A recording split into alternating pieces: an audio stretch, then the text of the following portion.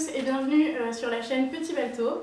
Donc pour cette première vidéo, je vais vous parler du cavalier King Charles Spaniel puisque c'est le chien que j'ai et je voulais vraiment parler de cette race puisque sur YouTube on trouve que des très vieilles vidéos concernant cette race. Donc voilà. Et lui s'appelle donc Balto. Donc tout d'abord, je ne suis pas une spécialiste du monde canin, ni une spécialiste de la race, je suis juste une amatrice et une propriétaire. Donc tout ce que je vais vous dire dans cette vidéo va se baser tout simplement sur ma propre expérience et sur les données que j'ai pu récolter en me renseignant.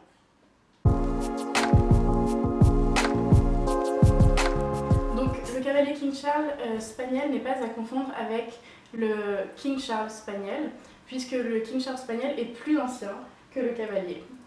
La différence aussi physique se situe au niveau principalement du museau, puisque le King Charles Spaniel a un museau vraiment aplati, alors que le cavalier King Charles a un museau certes court, mais quand même un petit peu plus long que celui du King Charles.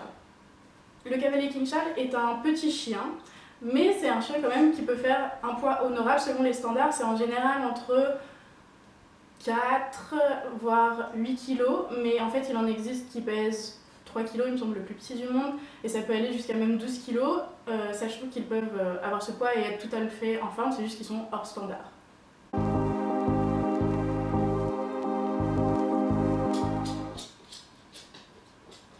Les cavaliers King Charles Spaniel font partie de la catégorie des petits épagnols. Ils étaient utilisés à la base par les seigneurs pour la chasse, puis au fur et à mesure du temps, ils ont été prescrit en fait par les médecins aux dames comme chien de réconfort. Ça a été un chien extrêmement à la mode fut une époque. Et mon chien est en train de bouffer mes notes.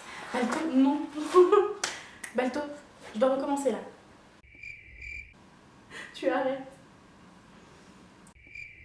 Ça a été un chien très à la mode il y a quelques années, oui, et aussi il y a quelques siècles en arrière. Ce qui fait qu'il y a eu pas mal de croisements, et en fait le cavalier King Charles a reçu notamment des apports du pékinois et du carlin. C'est pour ça que c'est un chien qui a un museau relativement court. On en parlera plus tard, mais ça peut lui causer quelques problèmes de respiration, un petit peu comme le bulldog français. Au niveau de son histoire aussi, s'il y a le mot king et donc roi dans son nom, c'est tout simplement parce que la famille royale, donc le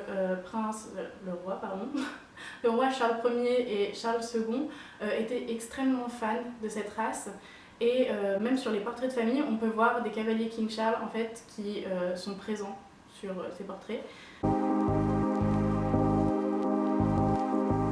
C'est vraiment un chien concernant son caractère qui est très candide et très naïf.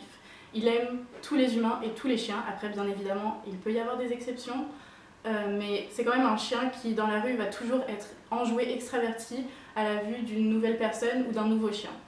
Il faut quand même faire attention, justement, parce que comme ce sont des chiens qui n'ont pas l'habitude de se méfier, je regarde en bas parce que Balto est en train de manger mes fiches, ce sont des chiens qui n'ont pas l'habitude de se méfier, il faut donc leur apprendre en fait à avoir une certaine retenue par le refus d'appât ou même ignorer leurs congénères parfois dans la rue, puisque certains chiens ne voudront pas aller à leur rencontre. Donc il faut vraiment faire attention à ça. Si je prends l'exemple par exemple de Balto, dans la rue, même encore maintenant, même si j'essaye de travailler dessus, il y a certains moments où il va être tellement content de voir certaines personnes dans la rue qu'il ne connaît pas du tout, qu'il va leur sauter dessus pour leur faire la fête en fait, ou même d'autres chiens, ce qui peut, je peux comprendre, agacer les personnes dans la rue.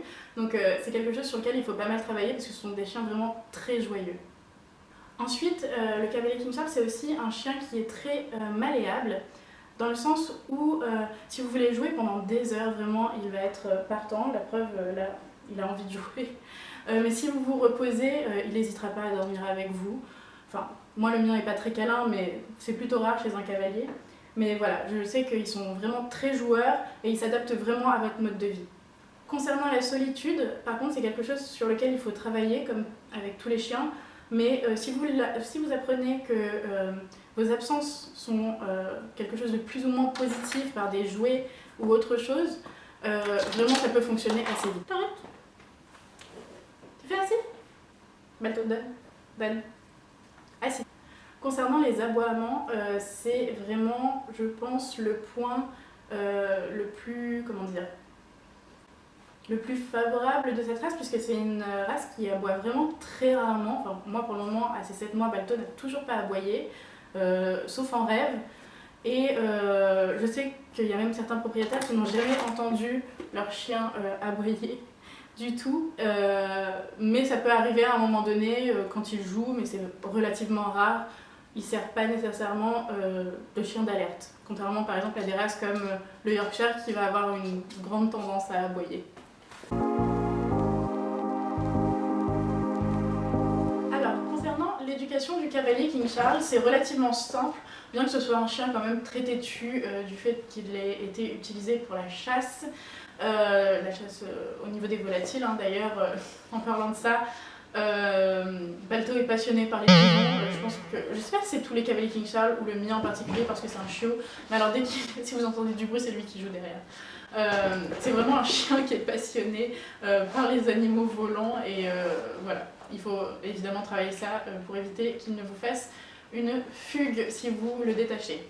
Donc c'est un chien têtu, mais à la vue d'une friandise, c'est tellement glouton, un cavalier King Charles, que croyez-moi, vous lui faites faire n'importe quoi s'il sait qu'il y a une friandise à la clé. Mais il faut faire attention parce qu'on voit de plus en plus de cavaliers vraiment très obèses et ça leur pose des problèmes au niveau musculo-squelettique, mais également des risques de diabète. Et il faut vraiment faire très attention à ça, vraiment désolée pour le bruit. Pour éviter ces risques de diabète, etc., déjà choisir une bonne alimentation, mais ça sera peut-être le sujet d'une autre vidéo. Mais également au niveau calorique, il faut soit vous prenez des friandises basse calories, soit si vous prenez des friandises un petit peu plus en haute teneur en calories, vous déduisez ça de sa ration quotidienne en fait. Au niveau du toilettage, le cavalier King Charles, c'est un chien qui a des poils qui poussent en continu, comme nos cheveux. Donc ça demande un entretien assez conséquent quand même. Typiquement, il faudra l'emmener, je pense, une fois par an chez le toiletteur, c'est quelque chose qui est bien, mais un chien à poil long reste un chien à poil long, on ne le tombe pas entièrement, c'est non, non.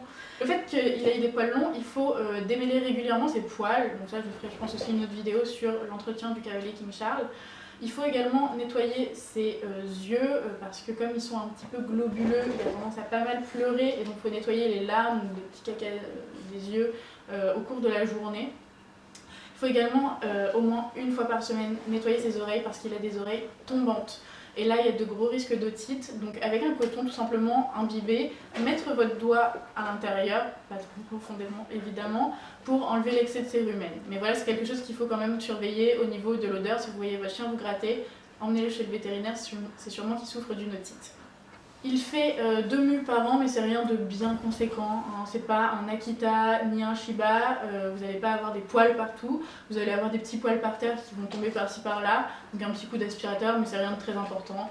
Voilà, Balto est en mue en ce moment, mais c'est pas une cata quoi. Au niveau des robes, il en existe 4. Donc il y a le noir et feu, donc noir et roux, le Blenheim, blanc et roux, le rubis, roux, tout simplement, et le tricolore comme Balto, donc blanc, noir et roux. Bien là Balto? Comme vous pouvez le voir, il est tricolore, donc on voit bien, il y a du noir, du blanc et du roux. Normalement, il me semble que sur les tricolores, le roux est quand même situé plutôt au visage, et c'est pareil pour les noirs et feu. Les Blenheim, il peut y avoir des taches rousses un petit peu partout sur le corps. C'est bon, je te laisse, tranquille, tu retournes jouer? Fais bisous? Fais bisous maman! King Charles n'est pas un chien à manie. Alors certes, il s'adapte à votre mode de vie, mais c'est pas un chien qui va rester toute la journée sur le canapé. Il adore jouer, vraiment. Il adore les grandes balades, il adore s'amuser. Comme vous voyez, regardez, il est censé jouer tout seul. Mais c'est un chien qui va adorer faire des grandes balades, c'est un extraverti. Il va adorer rencontrer des congénères, jouer avec eux. Moi, je pense par jour, je passe mais des heures et des heures à jouer avec lui. La preuve, regardez. J'ai un chien de cirque en fait. Allez, va. Balto, je le sors environ 2 heures par jour, mais je pense qu'1 heure c'est vraiment assez. Si la vidéo bouge, c'est Balto, encore une fois. D'ailleurs, au niveau de tout ce qui est sportif, il y a même des gens, vraiment des débutants par contre, hein, parce que comme je vous l'ai dit, c'est un chien qui a un museau court, donc il faut quand même faire attention. Mais il y a des gens qui pratiquent du canicross, mais vraiment à tout petit niveau, hein, voilà, avec des cavaliers. Personnellement, je m'y risquerais pas parce qu'il s'essouffle trop vite le mien. Et ensuite, Ils adorent aussi l'obé rythmé et l'agility, vraiment. C'est des chiens, si vous leur portez de l'attention comme ça et de la stimulation physique et mentale, pas autant qu'un border collie non plus, mais ils vont adorer ça. Alors, concernant la santé, c'est là où le bas blesse parce que le Cavalier King Charles est vraiment prédisposé à de nombreuses maladies. Alors, je ne vais pas vous dégoûter d'adopter un Cavalier King Charles, simplement faire de vous des personnes qui vont adopter ou acheter un chien en bonne santé. Et pour ça, il faut vraiment éviter les particuliers qui ne réalisent quasiment aucun test génétique. Et également faire très attention à l'élevage, qu'ils fassent attention à leurs reproducteurs et qu'ils les testent génétiquement tous les ans avant de se les faire reproduire tout simplement. Maladies cardiaques qui sont très fréquentes, 80% des Cavaliers King Charles en souffrent, il me semble, si je ne me trompe pas.